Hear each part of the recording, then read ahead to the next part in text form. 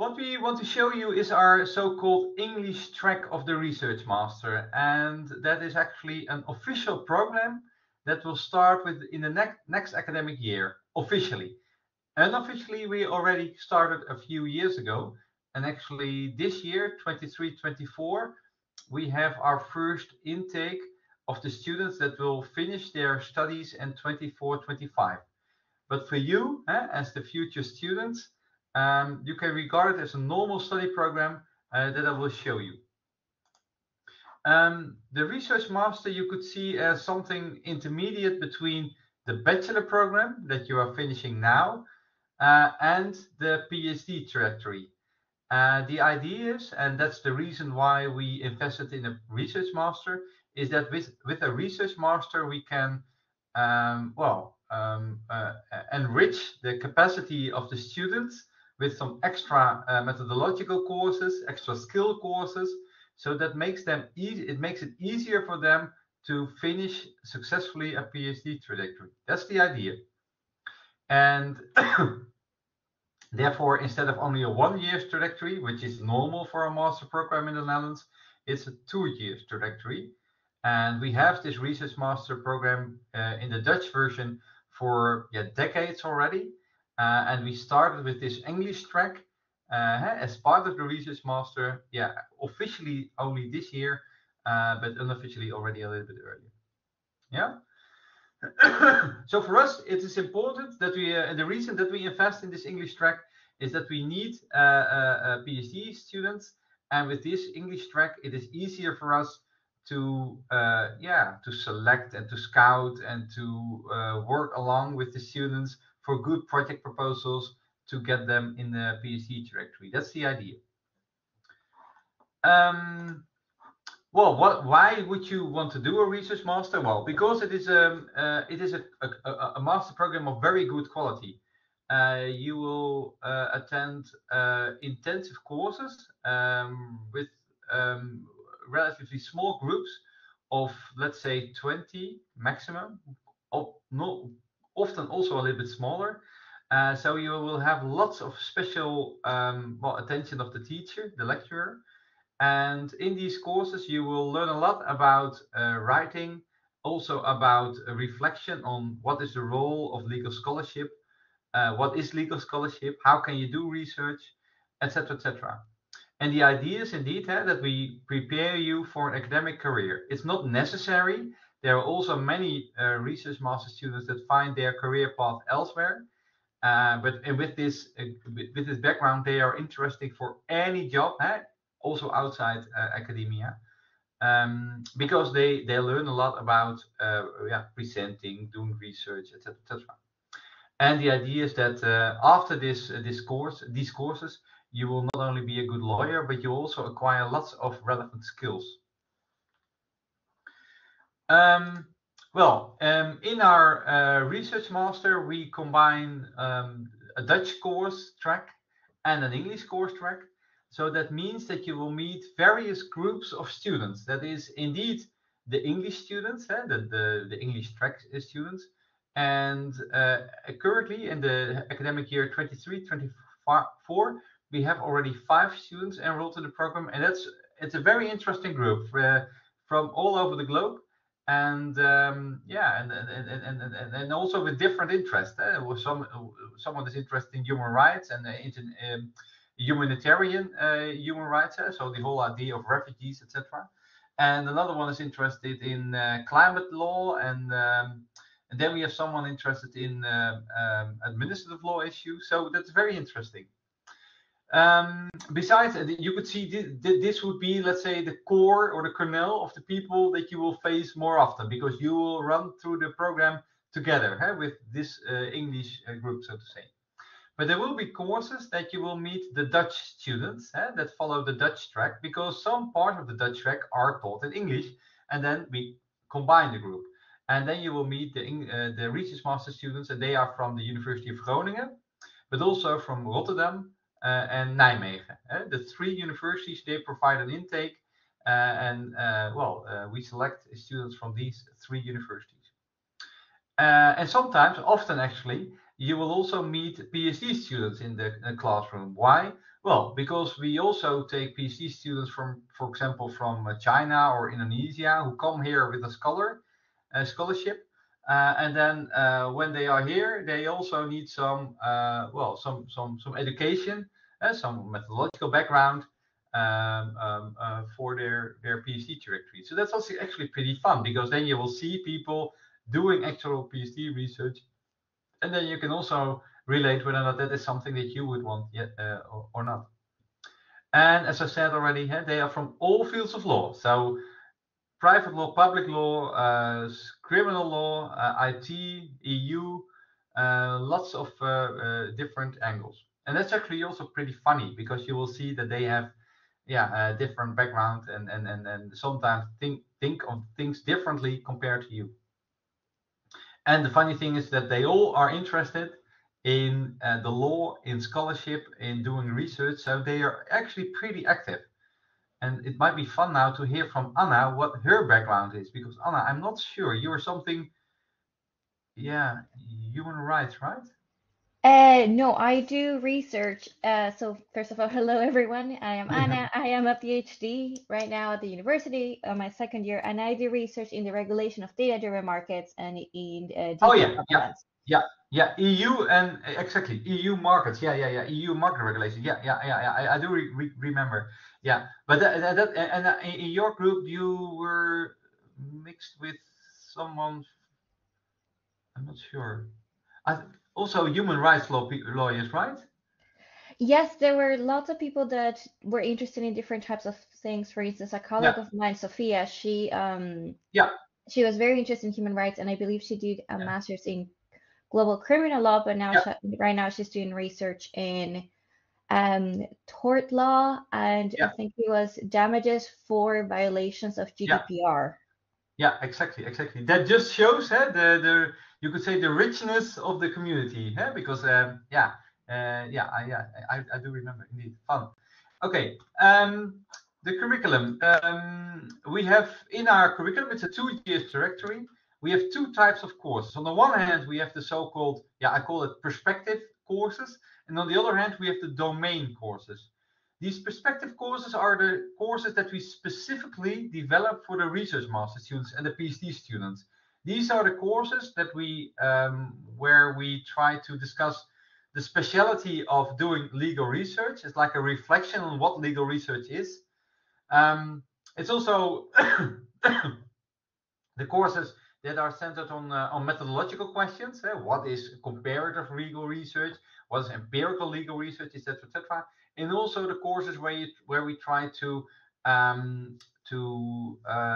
enrich your skills to present and to analyze. So mainly about your skills. So these are the specific courses, especially for the PhD and research master students. Besides these courses, we have also the domain courses. And actually, these are the regular domain courses in our regular LLM programs. And why do they also play a big role in our research master? Well, because in the end, you will be an expert in a certain domain. And the idea with these perspective courses, you will be able to think about research questions in this domain. So these domain courses, they are the regular LLM courses, and they are, well, actually pretty much on the, to put it very bluntly, the black letter lawyers kind of approach. What is the current situation? What is the current case law? What are the developments in the legislation, etc., etc. And the idea is that with these domain courses, you will be challenged to think about the developments and the relevant societal problems, etc., etc. And then with these perspective courses, you will be able to respond to this from an academic perspective, so to say. So that is the interplay between the two types of courses.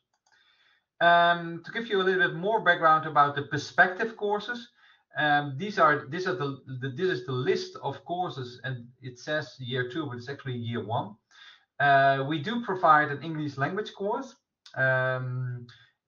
English language proficiency is already a requirement to get enrolled, but we think that it can even be improved. So that's why we provide a course on that. Then we have a course, Fundamental Legal Concept, which is a rather philosophical course, and that is about the relevance of the law and the legal concepts in the law. What is authority? What does authority mean? And so, etc. These kind of questions will pop up there. Then we have a course, Comparative Legal Research, which is a rather methodological course that is on how to do a systematic comparison. Lots of research, lots of empirical, lots of academic research in legal scholarship is a comparison. It's a comparison between two legal jurisdictions, for example. And to do that, yeah, it requires quite some specific techniques, and you will discuss these in this course.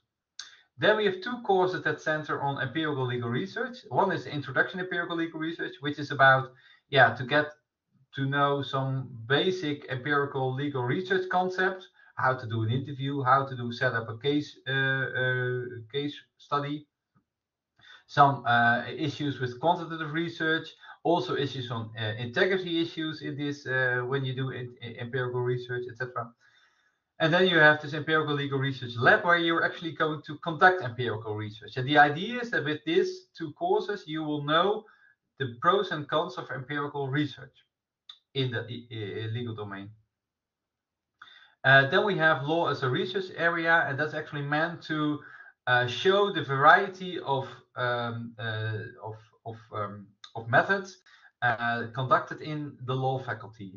There are different approaches in the doctrinal research approach, etc., etc. And then we have the legal internship, and that is meant to provide an opportunity to work together with a scholar, a staff member, on a deliverable like an article or a case review, whatever. And the idea is that you will know what it is to be an academic, that you work as an academic yourself, and with that you will get a better picture, and that, well, with that you might be able to make a better decision on your future life. And is this something that you would want to pursue, yes or no? Then second year, we have research internships. Again, the research internship, which is actually the same as the research internship. So that's actually the same. It's actually a typo. We have two research seminars. That's actually what I want to show. That is the EU Regulatory Private Law and Digital Society. These research seminar is actually, you could say, like a pressure pan cooking type of academic research. What we do then is we provide you a few state-of-the-art courses, sessions provided by colleagues of mine on a certain within a certain a shared problem, like this EU regulatory private law. The idea is that we show that the EU is trying to use private law to achieve public goals, for example, in consumer law or other EU markets, so to say. And my colleagues show their research to you, and then the idea is that you, as a student, are able to formulate your own research question and to answer that research question in the time frame of this research seminar. And with the Digital Society, for example, we have colleagues, lots of colleagues that are doing research on the disruptive technologies that we have now. For example, on the use of technology in criminal law or open source, etc., etc. That creates lots of questions, and the idea is that you will get some sessions, some inspirational seminar sessions from my colleagues that show their where they show their research, and the idea is then you will be able to formulate a follow-up question and answer that question. And then it says in Dutch, it's scriptie, which is actually a thesis, and that's how you end your research master.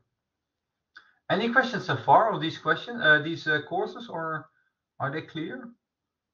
Well, if no, I will just continue. Yes, you have a question, my queen. No? Okay. Then I will just continue. I already mentioned the research internship. You will have the opportunity to do 2 research internships, and that's actually meant to be able to enable you to, well, to walk around in the faculty, to meet people in the faculty, to figure out, is this the kind of research that I like? Are these people that I like? Is this the community that I would like to become a member of? And the idea is that together you will work on a deliverable with your name on it, so a publication preferably. And it also gives you opportunities for career options. And I mentioned that explicitly because quite often my colleagues need a student assistant or whatever, and then they will think of you. So that can also be end up in the student assistantship. And hopefully, that's actually what we aim for, of course, in a PhD trajectory when you are able to work on a grant proposal, etc. Then the domain courses I already mentioned. We have you will have to select domain courses from our existing LLM programs.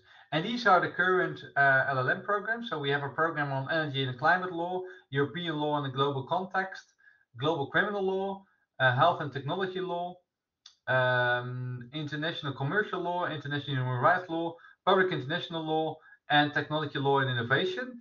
And well, you can imagine that in all these LLMs, we provide lots of LLM courses. And you're allowed to select your own program from these courses, so to say. And Anna, I assume that you did the European law in the global context, or no? Yes, but at the time it was called European Economic Law. Oh yeah. But but it's not. Yeah, indeed. So it's they rebranded it. Huh? Indeed. Yeah. And the funny thing is that since it is the regular LLM programs, for the Research Master, you are supposed to do something extra, and that is called the domain portfolio. And actually, that's what I showed here on the slide. You're supposed to make your choice in advance. So in September, just once you're in Groningen and you start working, you are orienting yourself a little bit. Then you're supposed to make an inventory of the courses that you want to follow for 36 ECs. So that means 6 courses, and write a very brief paper on why did you choose these courses? Why do you, what are the societal problems that you find interesting, and why will these courses help you, so to say? And then after 3 courses, so that is after I think half a year, you will be asked to fill out the second question, to answer the second question. That is, what is the relevant research question that you think of? Doesn't have to be perfect yet, but roughly, so to say. And after the first year, you will be asked to answer the question, what is the methodology that you're going to use to address this question? And then after having finished all the LLM courses, the idea is that you will be able to provide an overarching reflection paper saying, was this a coherent legal system that I'm studying? The research question that I'm going to answer, does it fit in one legal domain or in two? And what are the consequences of that? And etc. etc. And the idea is that with that, so this is you could say an introduction to your research proposal. You are able to reflect on your research proposal. And your research proposal, that is actually the annex, the supplement that you have to add to your master thesis. So that's something extra that you will be asked to do. It might sound very abstract and difficult, but in reality it is not. And I can show you once you're here, I will show you examples. And it's actually a very nice. It shows you that you thought it through, that you thought it through your choices, that you made well-founded choices. That's the idea. Well, and what it then ends up to, well, with your LLM domain courses and your research master courses, your perspective courses, your domain portfolio and your research master thesis worth 20 ECs, you will be able to acquire your research master diploma. That's the idea. But if you work a little bit harder and do some extra work, you can even end up with 2 diplomas. That means that you will have to do some extra things. That is at least a domain thesis. So that's the thesis of your domain. And then it may be necessary to select your domain courses in a certain LLM program. And perhaps you will have to do an extra seminar or whatever. But if you are able to do that, you will end up with 2 diplomas. So that is possible. It is a heavy job, I can tell, but it is possible because you have 2 years to finish up these 2 programs. And I've seen students doing that. So if you are very dedicated, if you work hard, it is possible to finish with 2 diplomas. If you want this, it's better to make it clear or to discuss this with the student advisor and with the graduate school, and so then we can make sure that your program is suitable for this program, so to say. Okay, then the enrollment procedure. Yeah, perhaps I can ask Anna, did you do the 2 or not? Yeah, you did the LLM Plus program, right? I did an LLM Plus program, so that Yeah, is for the students here. That was yeah, a program at the time where it was a little bit of like a condensed Research Master, where I only took some specific subjects of the Research Master, and yeah, then I had my LLM diploma. yeah, because you did the, let's see, the Introduction to Empirical Legal Research Lab, right? And the research Yes, internship, I think. Yeah, and the seminars and the from seminars. the Yeah, and the yeah, seminars indeed. yeah, yeah. And what was your idea about legal research, for example, empirical legal research? Was it fun or not, or strange? It was it was actually one of my favorite courses. Okay, yeah. And you It say really that because was. I teach it. I mean, yes, but no. It really, I was very curious already in the beginning, since empirical legal research is something that you just don't hear a lot Yeah, about, and it's a very specific field with a very specific methodology and method, of course. And then everyone always says, yeah, lawyers can't do math. Why would they try and measure things with math? But it turns yeah, out there's much more involved, and I thought it was fun to dive into it.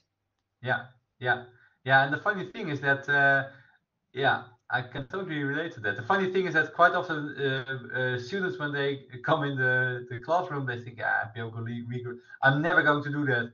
But it is sometimes strategic to at least consider it, because also whenever you apply for an external grant, having at least a knowledge or at least do something about the empirical reality, relate to that at least, that is so beneficial. It makes your proposal so much more promising and convincing to the outside world. Not everybody is a lawyer. That's something to realize, so to say. Yeah, and yeah, with this lab, I'm not sure what your lab was about. Did you yeah, I do read. You did do an interview with the agencies, right? Yes, I did 3 interviews Yeah, with agencies or agency representatives from competition authorities. If I remember, it was the Dutch Competition yeah, Authority, yeah, the Belgian Competition Authority, and then with a lawyer, with a Dutch yeah, lawyer. yeah, yeah. So, And and it was a good it was experience or not? it was very fun. It was very fun to actually have to do something a little more, getting my hands a little dirty. I had to Yeah, send lots of emails, and I had to make telephone calls that were a little awkward. yeah, And it was all in all very fun, and it gave me also a different perspective of all the kinds of questions that you can ask besides everything that is more yeah, doctrinal. yeah, So it was yeah. really great. Yeah, yeah, yeah, indeed. That's also very nice that you add that. I mean, the funny thing is, it's so easy to add, yeah, I'm going to do empirical research in your research proposal, but then realize what you promised, because and that's your experience in your lab phase, that it is difficult to get access to your respondents, that they have a busy schedule, don't have always the time for you, etc., etc. That's your experience then. Yeah, fun. And And it's then also why I thought the fact that there was an introduction and a lab was very fun, because with the yeah, introduction it's a very general idea of, oh, these yeah, are all the things that can happen, these are the tools, things that you can do, these are the type of questions we ask. And then you're like, okay, I understand it. I'm a little bit less scared of math or counting things. And then you realize, oh, this is actually quite a lot of things that go into one single interview with one single person. yeah. And then you did the research seminars as well, you said, right? Yes, I did the details, seminar in the Digital Society and the Regulatory Private Law. Yeah. Fun as well? Yes, regulatory private law was a little less my topic. I was a little less knowledgeable going in, but it Yeah. was still fun because the professors do give you a general overview of these are the kind of things that are happening. These are the things that, or the big questions that are being asked. These are some papers, and then they give you the freedom to go and explore a Yeah. topic along these And did lines that you, you find interesting. yeah, and did you also experience lots of feedback moments so that they really try to improve your writing skills? Yes. There was also something very different from the normal masters that I was doing at the time, which is this idea of writing a draft, presenting your ideas, getting feedback not only from your professor but also from fellow students, and then Yeah, reworking that draft. And that is something that I was not quite used to from the bachelor, or yeah, it was less discussed in my master's anyway.